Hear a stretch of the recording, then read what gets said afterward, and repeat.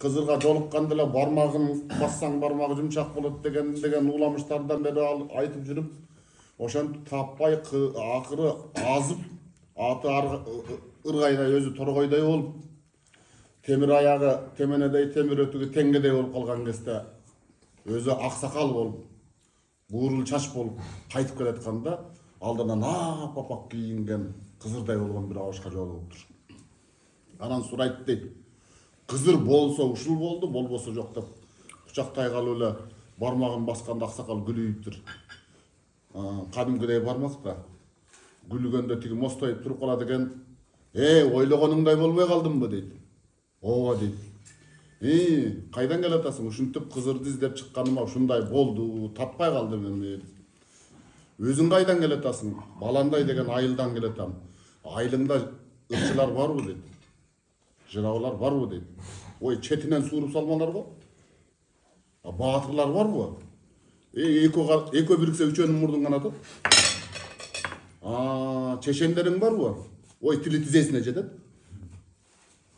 Десе, ошондо деп туруп айтат дейт. Балам, сен кызырды издебей эле кызырдан качып жүргөн турбайсың да. Кызыр деген баатырдын маңдайында болот, чечендин таңдайында болот, көсөмдүн көзүндө болот, акылмандын сөзүндө болот.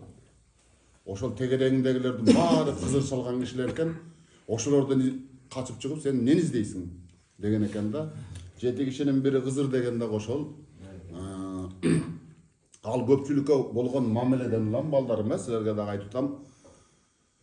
Көпчүлүктө өзүн өзү алып жүрүү жөнүндө сөз болуп атат.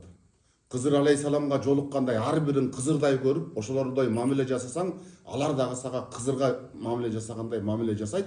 Ортоңордо ошончолук мамиле күчөйт деген акыл жатат да. Экинчисинен алып караганда мына жерде ар бирин кызыр чалган эр азаматтар келип отурат. Кызыр жылоосунда жүргөн эр азаматтар келип отурат. Ошолордун батасы дейсин силерге, тилегиңер кабыл болсун. Кыргызда базарлык деп коет, аны алып бөбөгөңөргө балмустак алып берип коесуңар,